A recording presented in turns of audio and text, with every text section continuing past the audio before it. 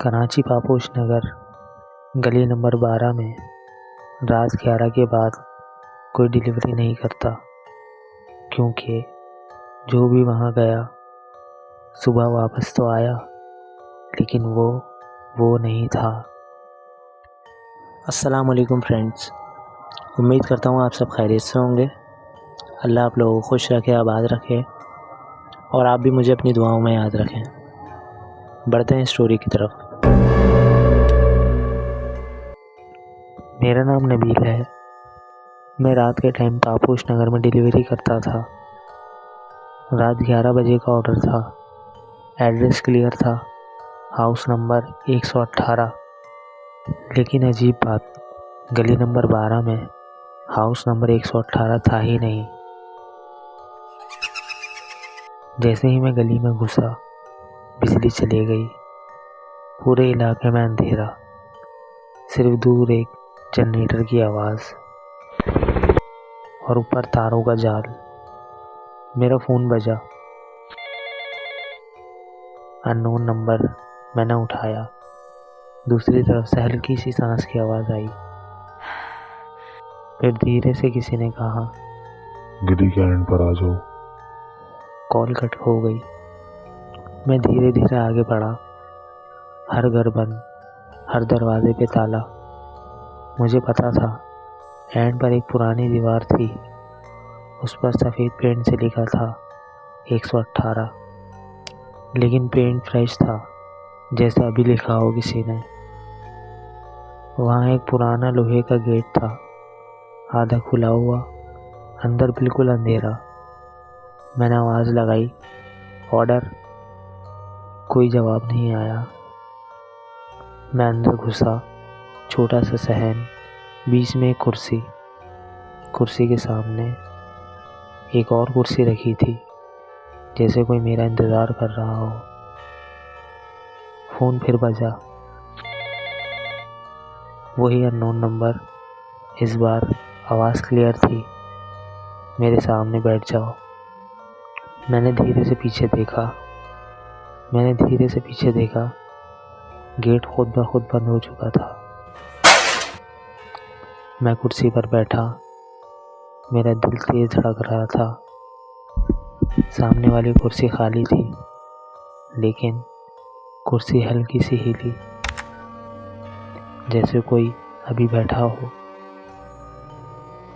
बिल्कुल मेरे सामने से सांस की आवाज़ आई, ठंडी, गहरी, मेरे चेहरे पर लग रही थी, लेकिन कोई नज़र नहीं आ रहा था। अचानक मेरा फ़ोन खुद रिकॉर्ड करने लगा। स्क्रीन पर वॉइस नोट ऑन हो गया और स्पीकर से आवाज़ आई, मेरी ही आवाज़। मैं यहाँ अकेला नहीं हूँ। लेकिन मैंने ये सेंटेंस बोला ही नहीं था।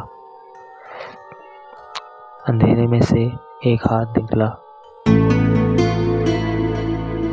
सिर्फ हाथ, जिस्म नहीं। वो हाथ मेरे फ़ोन पर रखा और धीरे से स्क्रीन पर लिखा, तुम आ गए। तब मुझे याद आया, 2 महीने पहले इसी गली में एक लड़का मिसिंग हुआ था, डिलीवरी बॉय। लोगों ने कहा भाग गया, लेकिन उसका फ़ोन लास्ट लोकेशन यहीं शो करता था, गली नंबर 12। अंधेरे में धीरे धीरे एक जिस्म बना, जैसे हवा में शेप बन रही हो। फिर उसका चेहरा क्लियर हुआ और मेरा खून जम गया। वो मैं था, बिल्कुल मेरी शक्ल, लेकिन उसकी आंखें एकदम काली। वो मुस्कुराया, मुझे निकलना था इस गली से, अब तुम रह जाओ।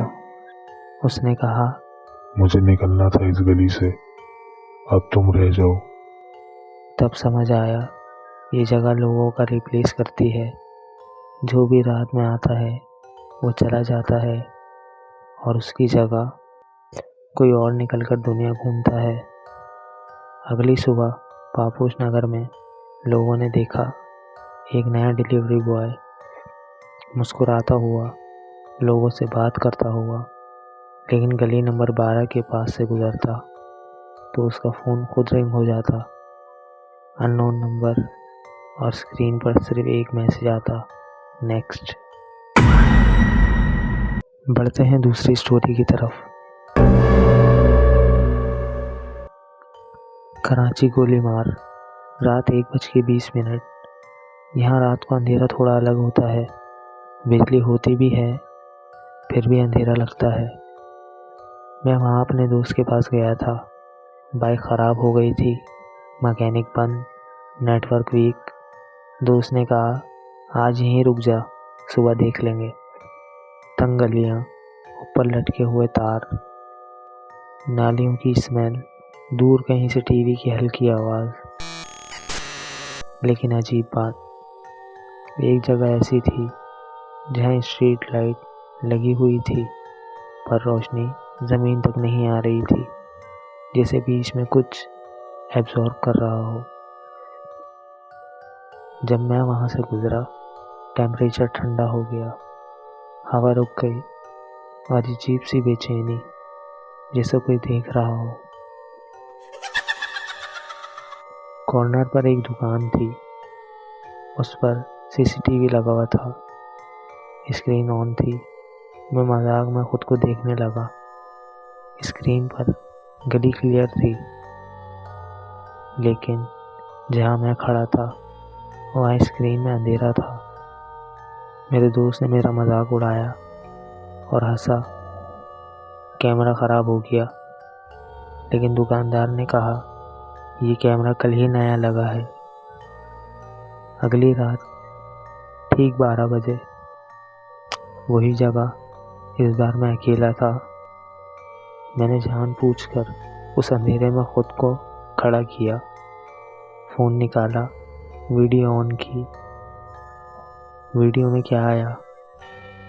वीडियो में गली नॉर्मल थी, लेकिन मेरे पीछे एक साया मूव हुआ, ह्यूमन शेप, लेकिन सोर्स कोई नहीं। पलट कर देखा, पीछे कुछ नहीं, बिल्कुल खाली। लेकिन फ़ोन में वो शेप मेरे बिल्कुल करीब आ रही थी। सांस, मेरे कान के पास हल्की सी सांस। मेरे फ़ोन हाथ से गिर गया। सुबह चाय के होटल पर बात चली।